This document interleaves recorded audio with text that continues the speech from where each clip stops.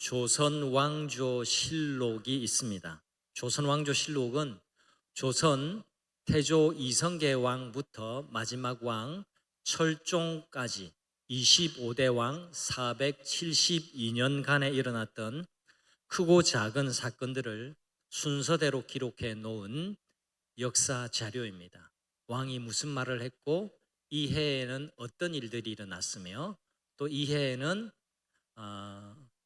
비가 엄청나게 많이 왔고 지진이 일어났다라는 많은 이야기들을 기록해 놓은 역사 자료입니다. 그 가치를 인정을 받아서 유네스코 세계 기록 유산에 등재되기까지 했는데요. 왜 세계적으로 이렇게 인정받는 세계 기록 유산이 되어졌냐 하면 이 역사 자료가 절대 권력 왕이 자기 입맛대로 기록한 자료가 아니기 때문에 그렇습니다. 그래서 객관적이고 사실적인 역사 기록으로 인정을 받습니다. 조선 왕조 실록의 기록 배경은 이렇습니다. 항상 왕 곁에는 사관, 그러니까 기록 사무관이죠. 이 기록 사무관이 늘 따라다녔습니다. 그래서 왕이 하는 말들, 왕이 결정하는 결정문들을 또 행동을 빠짐없이 기록을 했습니다. 중요한 점은 왕이라도 자기 이야기를 덜추어서 또 자기 선왕의 이야기를 덜추어서 볼 수가 없었습니다. 그래서 탁월한 역사 기록 시스템으로 인정을 받는 겁니다. 제3자가 기록한 것 그리고 절대 권력이 손대지 못하도록 기록한 사실적인 역사 기록이기 때문에 인정을 받았던 겁니다. 그런데 우리가 지금 읽고 묵상하고 있는 열왕기서도 일종의 역사 기록물입니다. 그런데 성경의 역사 이야기는 조선 왕조 실록과 같은 성격과는 좀 달라요. 열왕기서에서 열왕기라는 말은 말 그대로 왕들의 이야기라는 뜻인데 왕들의 이야기를 마칠 때마다 마치 후렴구처럼 반복하는 말이 있습니다. 여러분 이제 떠오르실 겁니다. 예를 들면 여로보암의 남은 행적은 이스라엘 왕 역대 지략에 기록되니라. 또 르호보암의 행한 모든 일은 유다 왕 역대 지략에 기록되지 아니하였느냐? 그걸 보라. 여기서 말 다 하지 못하는 것들은 그 기록물에 기록되어 있다라고 굳이 성경에 기록을 하고 있습니다.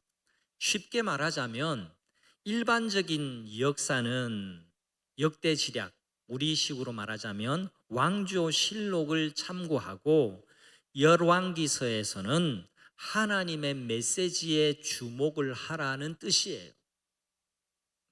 성경의 역사는 깨달음의 역사입니다.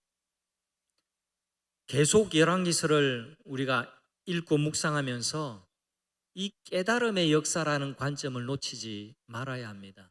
그래서 모든 성도님들은 이 열왕기서를 읽으면서 더욱 진리의 눈을 뜨고 하나님의 뜻을, 하나님의 메시지를 깨닫는 은혜가 있으시기를 주님의 이름으로 축복합니다. 자, 열왕기서에 등장하는 왕들을 한눈에 정리한 도표를 잠시 보여드리겠습니다. 좀 빽빽해서 한눈에 들어오실지 모르겠지만 이게 열왕기서의 한 장입니다. 열왕기서 1장부터 11장까지는 다윗과 솔로몬 이야기가 있어요. 그래서 다윗이 왕권을 솔로몬에게 넘겨주고 솔로몬이 부귀 영화를 누리고 부국 강병한 통일 왕국을 건설하고 또 나라의 체계를 세운 일이 있습니다. 그런데 안타깝게도 솔로몬이 죽고 나자 왕국은 두 갈래로 나누어집니다. 지금 우리 한반도 역사와 같이 남과 북으로 나뉘어져요. 분열됩니다. 남쪽에는 20명의 왕이 있고 북쪽에는 19명의 왕이 있는데 남쪽에는 그 색깔이 달라지지 않아요. 저 말은 다윗 가문의 후손들이 계속 왕위를 이어갔다라는 겁니다. 그래서 우리 조선 왕조처럼 왕조가 하나입니다. 그런데 북쪽 이스라엘은 보시듯이 중간중간 색깔이 달라져요. 19명의 왕이 거쳐가는 동안 9번의 쿠데타가 일어납니다. 그래서 신하로 있던 사람이 왕을 죽이고 자기가 왕이 되는 이런 정변의 역사, 쿠데타의 역사, 불행의 역사, 그리고 복잡한 피해 역사가 계속 이어졌습니다. 보기만 해도 어지럽죠. 우리 북쪽의 왕, 북쪽 나라의 역사 이야기를 지금 한 주간 읽었는데요. 그 오므리 왕가의 두 번째 왕, 그리고 통틀어서 7번째 왕인 아합, 이 아합은 최악의 왕으로 역사는 기록하고 있습니다. 악당 중에 악당이에요. 요즘 우리 젊은이들이 이들 사이에 쓰는 표현대로 하자면 최고의 빌런이에요. 이보다 더 악한 왕은 역사 가운데 없었습니다.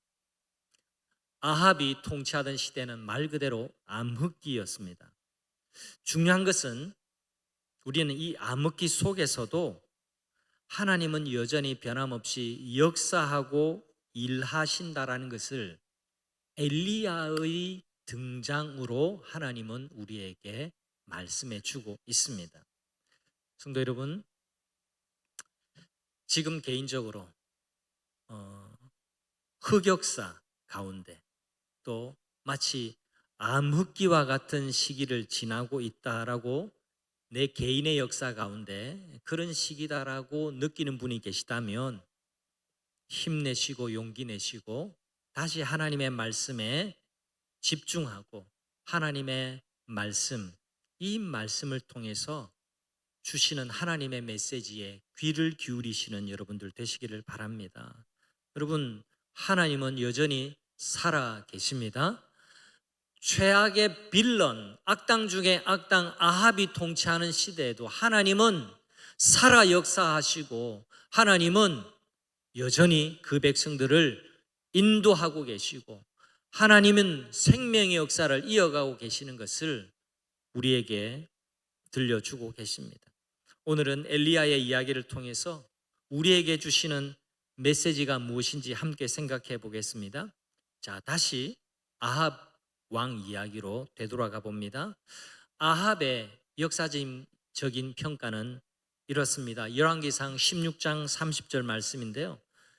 아합이 그의 이전의 모든 왕보다 여호와 보시기에 어떻다고요?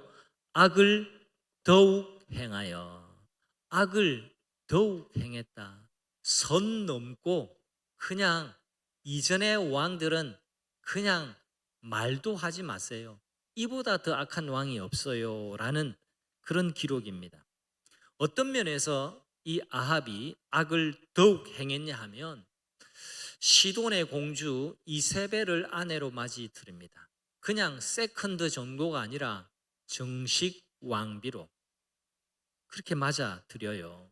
아니 국제 결혼하는 게 뭐가 그리 나쁘냐고 반문하실지도 모르지만 그렇지 않습니다.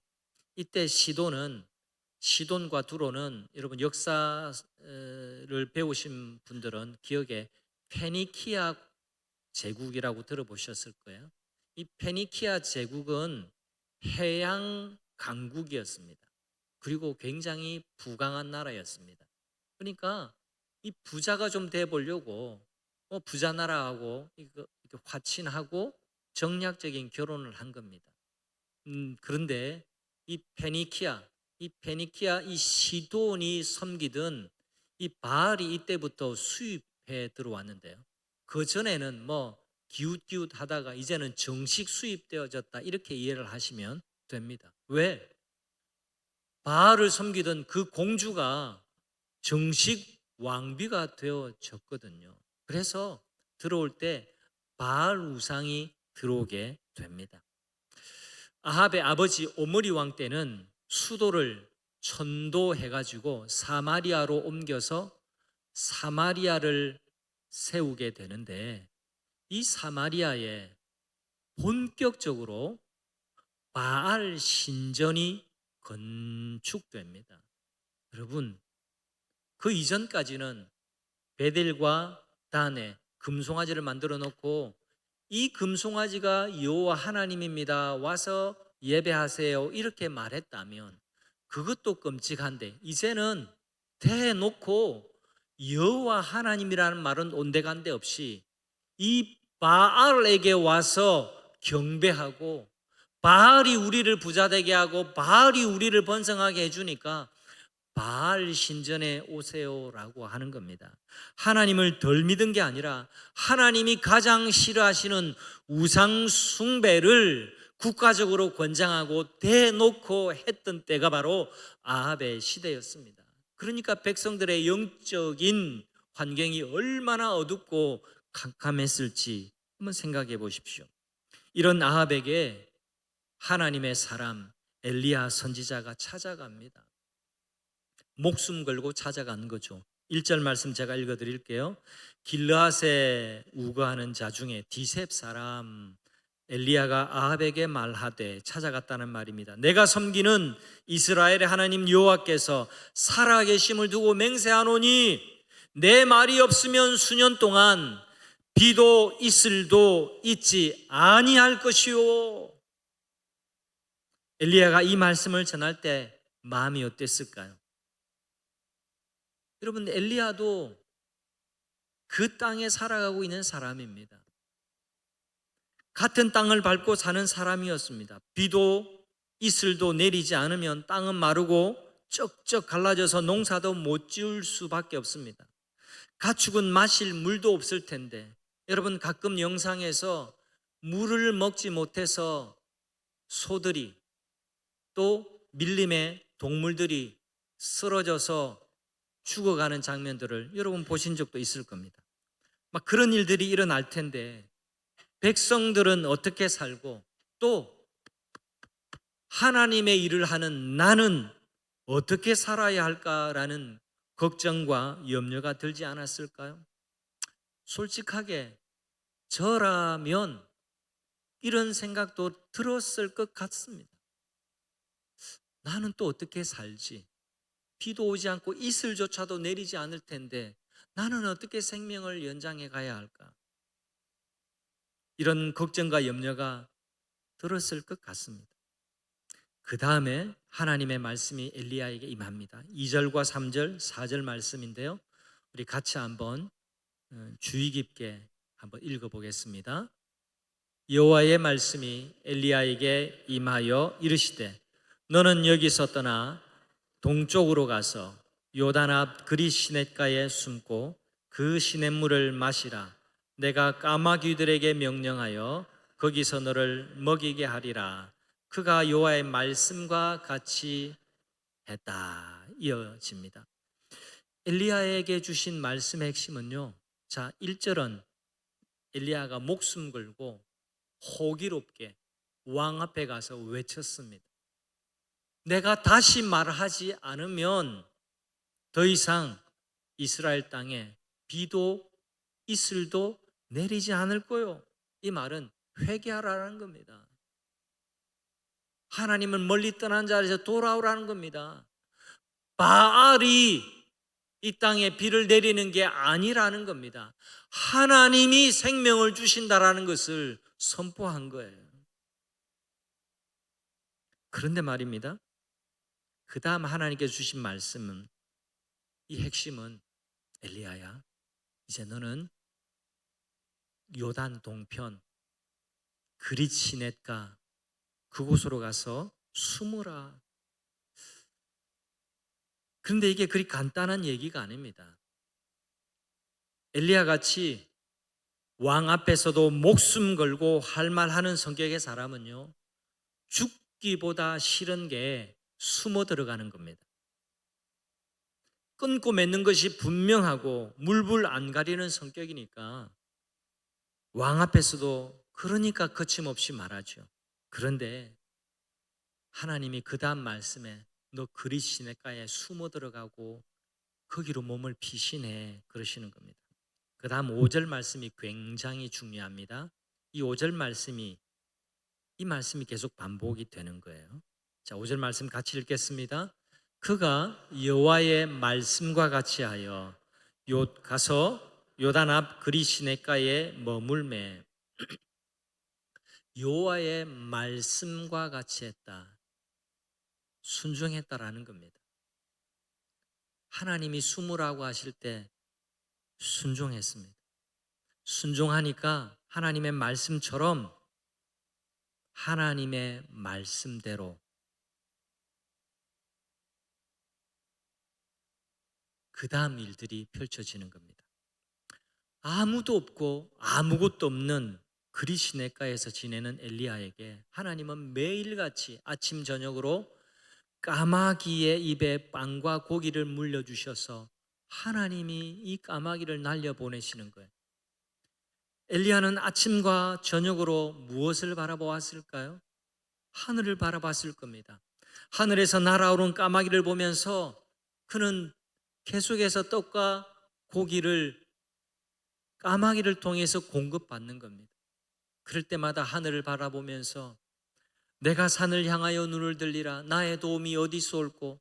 나의 도움이 천지를 지으신 여호와에게로다. 이 시편의 찬송을 부르지 않았을까? 그런 생각을 해봅니다.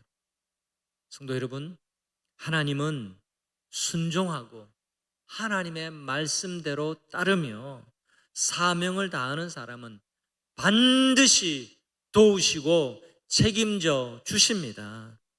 여러분 가운데 나는 엘리야처럼 하나님의 일을 하는 사람이 아닌데 하나님은 나를 도우시고 책임져 주시나?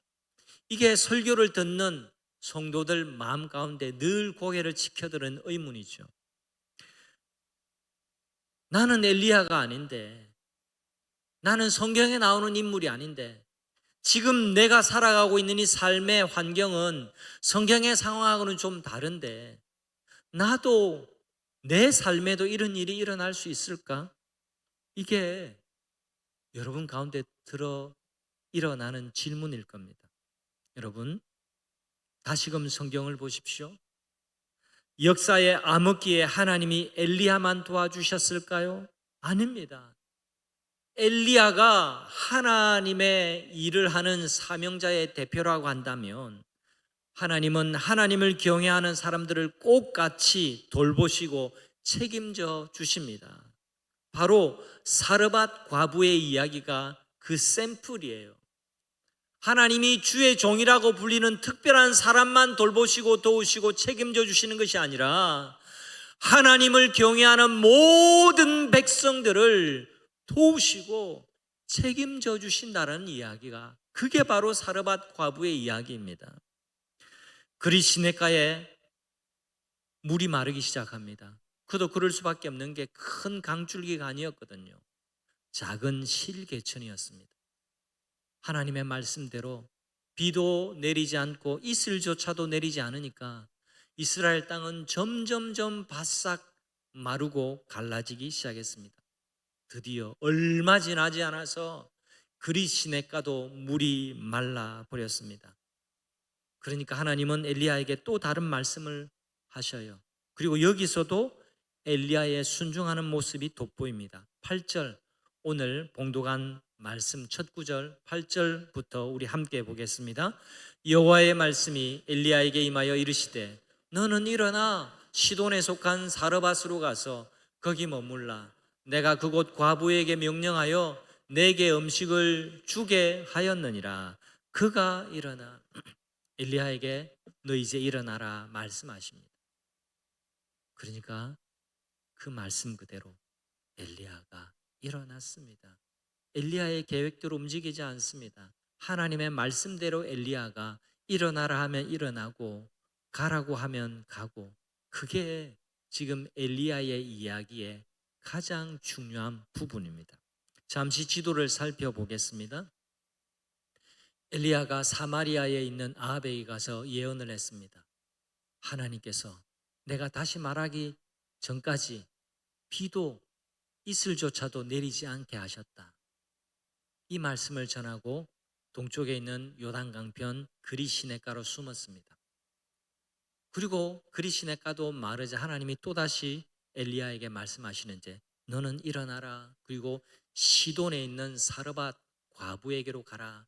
그 과부에게로 가면 내가 너를 먹일 것이다. 내가 그 과부에게 너를 먹이라고 말해 놓았느니라 말씀합니다. 그리고 일어납니다. 그리고 갑니다. 자, 밑에 빨간 줄선 해놓은 것이 사마리아고 북쪽 끝에 있는 저곳이 사르밧입니다. 그리고 그 지형을 보세요. 그 지역 땅덩어리가 저기가 시돈입니다.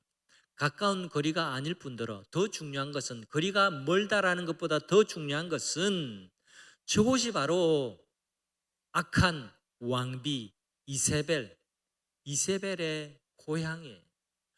바알 우상이 횡행하던 바알 우상의 본거지, 저곳으로 하나님이 가라고 말씀하는 겁니다. 그리고 그곳에 이름 모를 한 과부의 자신을 의탁하고 거기에서 시간을 보내라고 하나님이 말씀하고 계십니다. 중요한 것은 엘리야가 또 걸음을 옮겨 시돈으로 하나님의 명령을 따라서 갔다라는 겁니다. 하지만 그 뒷이야기가 중요해요. 가보니까 과부의 형편이 하나님의 사람 엘리야를 먹일 만큼 충분하지 않았습니다. 그러면 하나님의 말씀이 충돌될 때 내 기대대로 되지 않을 때는 좀 더 기다려야 됩니다. 여러분, 믿음을 접어버리지 말고 믿음은 이때 꺼내는 거예요. 내 생각과 다른 상황이 펼쳐질 때, 이때 믿음 훈련하는 겁니다. 여러분, 믿음은 훈련을 통해 성장하는 겁니다. 믿음은 순종을 통해서 성장하는 겁니다. 믿음이 거저 생겨나지 않아요. 가보니까 과부의 형편이 그냥 넉넉해서 막 부유한 그런 과부가 아니었던 겁니다. 가서 이 과부가 정말 하나님께서 가라고 하신 그 과부 맞는지 먼저 테스트를 하죠. 내게 물 한 그릇 좀 가져다 주시오. 환대합니다. 나그네를 환대하는 마음이 있어서 물을 가지러 가고 있어요. 하나님이 보내신 그 과부가 맞는가 보다. 한 번 더 부탁을 합니다. 내게 먼저 가루 한 움큼 기름으로 먹을 떡을 가져다 주십시오 라고 말하죠. 그런데 이 과부가 있는 그대로 말합니다. 아니요, 손님, 사실은 지금 제가 땔감을 구하러 나가는 길인데 땔감 몇 개 주워다가 불 떼서 마지막 남아있는 가루 한 움큼 그리고 기름 가지고 떡반죽해서 아들과 내가 마지막 먹고 이제는 죽음을 기다릴 수밖에 없는 그런 처지입니다. 있는 상황을 그대로 이야기해 줍니다. 여러분, 이 정도 이야기하면 알아들어야죠. 그런데 엘리야는 정말 매정하고 모진 말 같은 요구를 합니다. 이런 불쌍한 여인에게 엘리야는 모질게 말합니다. 뭐라고요? 지금 가지고 있는 가루와 기름으로 떡을 만들고 먼저 내가 먹도록 가져오세요. 그 후에 당신과 당신 아들이 먹도록 하십시오. 그러면 비가 다시 내릴 때까지 당신의 통에 가루가 끊어지지 않고 기름병에 기름이 마르지 않을 겁니다. 여러분, 성경을 윤리적으로 읽으면 안 되고요. 성경을 우리 상식으로 자꾸 해석하려고 하면 안 됩니다. 제가 모두에 말씀드렸죠. 성경의 역사는 단순한 사건의 나열이 아니라 하나님의 메시지, 하나님이 말씀하시고자 하는 그 음성이 있다라는 것, 그걸 우리가 다시 한번 기억해야 합니다. 여기 어머니들 많으신데요. 네, 제 어머니가 이제 거의 100세 돌아가셨지만 100세가 다 돼 가시는데 제가 자랄 때 늘 해주시는 말씀이 있었어요. 내 자식 입에 밥숟가락 들어가는 것하고 내 눈에 그 물 들어가는 것만 보면 기분 좋다고. 예. 엄마가 배고파 못 먹는 한이 있어도 자기 자식에게 밥숟가락 넣어주고 싶어 하는 것이 엄마들의 마음이죠. 엄마들 한번 대답해 보세요. 맞아요? 아니에요? 기요? 아니요? 기요. 엄마의 심정으로 오늘 말씀을 해석하면 참 엘리야가 나쁜 사람이에요. 그리고 너무너무 염치 없는 사람입니다. 그런데 성경이 엘리야가 그런 염치 없는 사람이고 뭐 선지자의 권위를 내세우고 뭐 성도들에게 뭐 갈취하는 그 이야기를 하고자 함이 아니에요. 여러분 지금 엘리야가 말할 때 두 단어에 집중하셔야 됩니다. 먼저라는 말과 그 후라는 말이에요. 먼저는 하나님이 보내신 엘리야 자신을 먹이고 그 후에 당신과 당신 아들을 위해서 먹으십시오. 그렇게 하면 이 땅에 비가 다시 내릴 때까지, 뒤집어서 말하면 이 땅에 가뭄이 여전할 때까지 먹을 것이 없어서 기근이 있는 동안에 당신의 기름병과 당신의 통은 가루가 닿지 않고 기름이 마르지 않을 겁니다.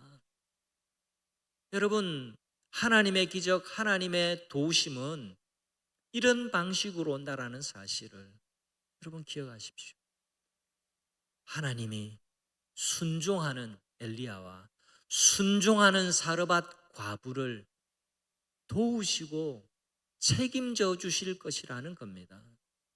지금 엘리야 그리고 사르밧 과부 사이에 일어나고 있는 일이 뭐 주의 종을 잘 섬기면 복 받는다, 그걸 말하고 있지 않다라는 것 여러분 아셔야 됩니다. 그 이야기가 아니에요. 먼저 하나님을 기억하고 먼저 하나님을 인정하고 먼저 하나님을 섬기고 하나님을 사랑하고 그렇게 하는 믿음의 길을 걷는 사람에게는 하나님이 도우시고 책임져 주신다는 것을 말씀하고 있는 겁니다. 15절에 나타난 여인의 반응이 남달라요. 그가 가서 엘리야의 말대로 하였더니 그와 엘리야와 그의 식구가 여러 날 먹었으나 여호와께서 엘리야를 통하여 하신 말씀같이, 엘리야가 뭐라고 이야기했습니까? 먼저 그리고 그 후에 이렇게 당신이 순종하면 비가 다시 오기까지 가뭄이 이어질지라도 통에 가루가 떨어지지 아니하고 병에 기름이 없어지지 아니하리라 하신 대로 되었다, 이 말씀입니다. 이 여인은 엘리야의 말대로 합니다. 순종했다라는 겁니다. 엘리야의 순종이 이 여인의 순종으로 이어져 오는 겁니다. 성경을 잘 보면 이 여인이 순종할 수 있었던 배경이 있습니다. 엘리야가 그리 시내가에서 떠나올 때 이미 하나님이 하신 말씀이에요. 9절을 보실까요? 너는 일어나 시돈에 속한 사르밧으로 가서 거기 머물라. 사르밧 과부를 만나기 전입니다. 내가 하나님이 하시는 말씀이에요. 그곳 과부에게 명령하여 내게 음식을 주게 하였다. 하나님이 이미 예비해 두셨다라는 겁니다. 하나님이 이미 과부에게 마음의 감동을 주신 거예요. 물론 이 머리카락이 없는 엘리야가 찾아올 것이라고 구체적으로 말씀 안 하실 수 있습니다. 그런데 하나님이 그녀의 마음 가운데 네가 어렵더라도 나그네가 올 때 너는 나그네를 도와야 한다. 나그네를 나로 생각하고 너는 그를 환대해야 된다. 이런 메시지를 하나님께서 그녀에게 주셨다고 말씀합니다. 그리고 실제 엘리야가 나타나 실제 상황이 펼쳐진 겁니다. 이때 사르밧 과부 여인은 믿음의 순종을 하는 겁니다. 성경이 강조하고 있는 내용은요, 엘리야가 하나님의 명령에 순종해서 그리스로 가고 또 시돈으로 가고 과부를 찾아간 것처럼, 그러나 과부의 형편이 예상과 좀 달랐지만 또 순종합니다. 그래도 하나님 말씀대로 요청하는 겁니다. 이 여인의 입장에서도 마찬가지입니다. 이 여인이 엘리야가 전한 말씀, 그게 쉬운 게 아닙니다. 내 자식의 입에 들어갈 것 먼저 손님 대접하라고요? 그러나 하나님 주신 말씀대로, 그리고 엘리야의 말대로 그대로 순종합니다. 먼저 하나님 말씀대로 하고 그 후에 자신을 돌봤습니다. 그러자 통에 가루와 기름이 마르지 않았습니다. 신기한 물질의 축복이 펼쳐집니다. 여러분, 내 손으로 긁어 모으는 게 빠르고 그게 풍성할까요? 하나님의 손으로 긁어 모아주시고 부어주시는 게 그게 풍성할까요? 우리 믿음의 사람들은 하나님의 손이 더 크고 하나님의 손이 더 능력이 있으며 하나님의 손에 우리가 충분히 의지할 수 있다는 것을 믿는 사람들인 줄 믿습니다. 자기 살기에도 빠듯하고 어려운 상황이었는데 하나님의 사람을 도운 것이 그렇게 복이 될 것이라고 처음에 이 사르밧 과부가 생각하지 못했을 겁니다. 내가 어려움 가운데서도 돕는 것, 이것이야말로 하나님께서 칭찬하시는 순종이라고 믿습니다. 이제 여러분 아시죠? 이제 제가 여러분과 함께 신앙생활 한 지가 이제 4년이 넘었습니다. 4년 동안 목회하면서 우리 당회와 또 우리 교회 리더들과 지금까지 이웃을 돕는 일은 줄이지 않고 또 늘어가기를 기도하고 그렇게 재정 정책을 이어가려고 노력하고 있습니다. 또 성도님들도 적극 또 이 메시지에 또 응답해 주시고 마음으로 동참해 주셔서 그 부분이 참 감사합니다. 저는 그것이 하나님이 기뻐하시는 순종의 길이라고 믿습니다. 우리 교회만을 위해서 우리 교회 주의를 벗어나야 돼요. 우리 교회 주의를 벗어나면 하나님이 더 크게 축복하실 줄 저는 믿습니다. 주는 것이 받는 것보다 복되다 믿으시기를 바랍니다. 주 예수님께서 하신 말씀이에요. 우리 말씀대로 한번 살아보자고요. 주는 게 받는 것보다 복됩니다. 복된 일을 하고 복된 길로 가면 내가 복이 되는 거예요. 하나님 말씀 순종하고 쪽박 잔 사람 없습니다. 하나님 말씀대로 순종하면 하나님의 신비한 물질의 축복을 우리가 누리게 될 줄 믿습니다. 그제 금요일 날 제가 또 주민센터에 다녀왔습니다. 자꾸 오라 그래서 자꾸 갔는데 안 가고 싶지만 제가 그래도 하나님을 위해서 우리 교회를 위해서 꼭 가야 되겠다라고 생각해서 안 빠지고 그 자리에는 갑니다. 다른 게 아니라 1년에 한 두어 번 발대식하고 성과 보고해야 하는데 다른 게 아니라 우리 마을에는 주민센터가 있고 이거는 관이죠. 관이고 그다음에 지역사회보장협의체라는 또 우리 주민자치의 또 기관이 있습니다. 지역사회보장협의체는 관에서 또 하고 또 지역 주민들이 동참하는 그런 구조입니다. 그래서 위원장도 2명이에요. 그래서 한 명은 우리 동장님이고 또 한 명은 지역의 위원장입니다. 그 위원장을 우리 교인 한 분이 몇 년 동안 했고 이제는 올해는 이제 바뀌었습니다. 그래서 그 일들을 하는데 이제 행사죠. 기념식입니다. 그러면 뭐 구청장님도 오시고 마을에 뭐 동장님은 물론이고 또 그 다음에 이 지역에 이제 홀몸 돌봄을 받는 홀몸 어르신들이 참석을 해요. 그리고 올해는 이런 사업을 하고 또 도움을 주신 분 이런 분이다 하고 인사말도 하고 하는데 제가 이제 우리 성도님들을 대표해서 이 지역에 도움을 주는 동부산 교회 대표로 이제 가게 되는 거죠. 다들 좋아하세요. 우리의 진심을 아니까. 우리가 한 번 하는 게 아니니까. 올해로 3번 했고 계속 할 겁니다. 보고를 들어보니까 올 한 해 프로그램이 1,000만 원이 드는데 우리 교회가 절반가량 기부를 합니다. 그리고 또 다른 은행권에서 좀 돕고 우리가 은행보다 더 많이 해요. 이건 여러분 기분 좋아라고 하는 말인데 너무 심각하게 보지 마시고 아무튼 제가 가서 또 성경 말씀도 한마디 이야기하고 합니다. 더러 우리 교인들도 몇 분 보이시기는 하지만 우리 마을에 홀몸 어르신들이 굉장히 많아요.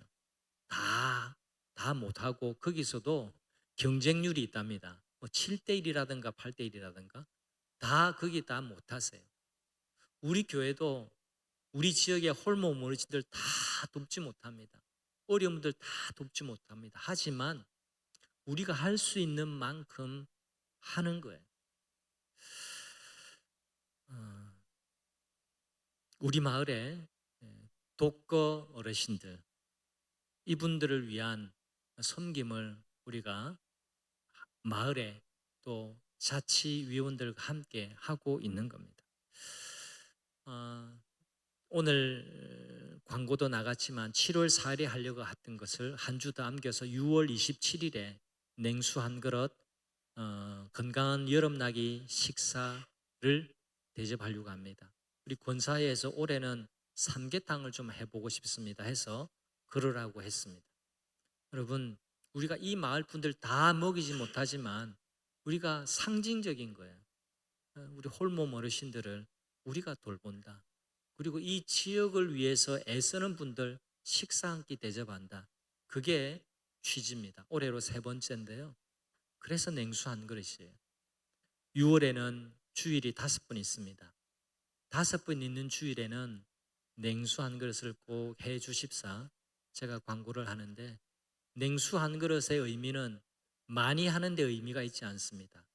제 목회의 의미는 많이 하는 데 있지 않고 모든 성도들이 섬김의 훈련을 하는 겁니다.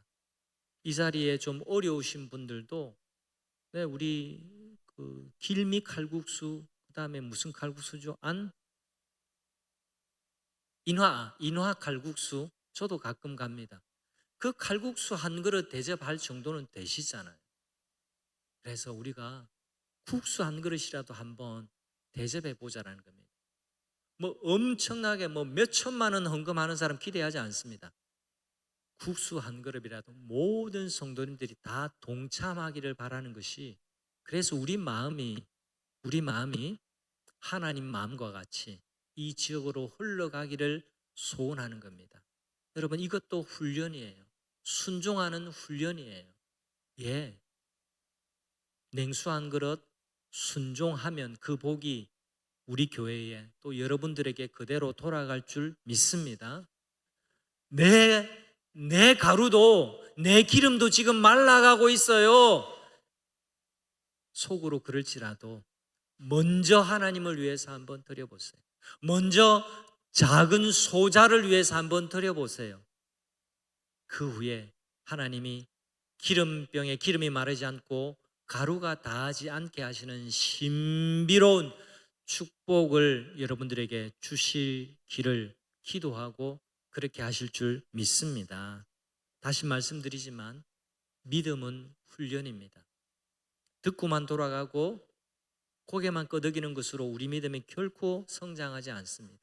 사르밧 과부도 엘리야도 일어나 움직였고 그리고 결단하고 먼저 하나님을 위해서 드리는 순종이 있었습니다.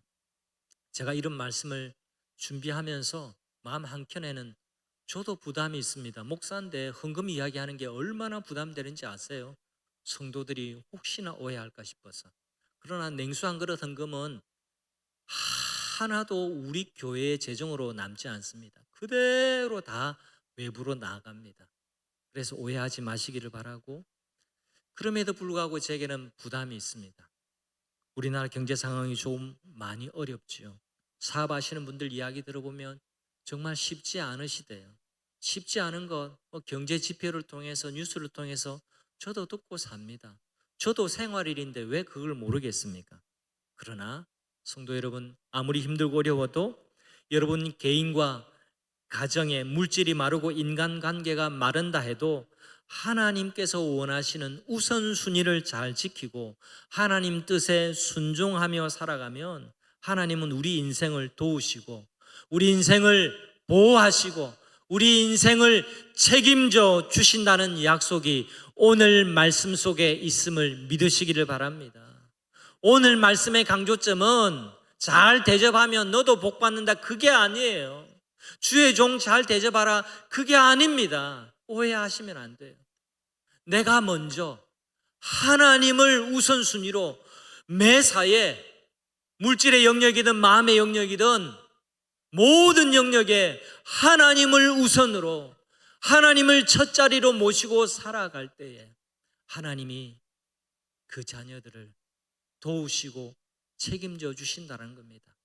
바알이 생명을 주는 것이 아니라 북이스라엘의 바알 신전으로 가득하고 아세라를 섬기는 이 불신앙으로 가득한 세상에 바알이 아니라 하나님이 생명을 주신다.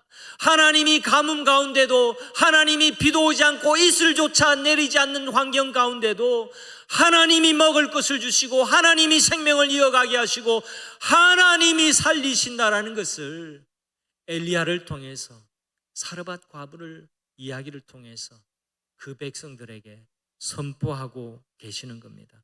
성도 여러분, 여러분의 생명을 누가 이어준다고 생각합니까?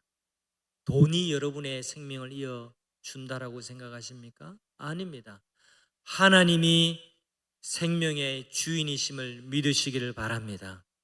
엘리야처럼, 사르밧 과부처럼 오늘도 하나님의 나라를 위해서 믿음의 선한 싸움을 싸우며 거룩하게 살아가는 성도를 하나님은 그냥 보고만 계시지 않습니다.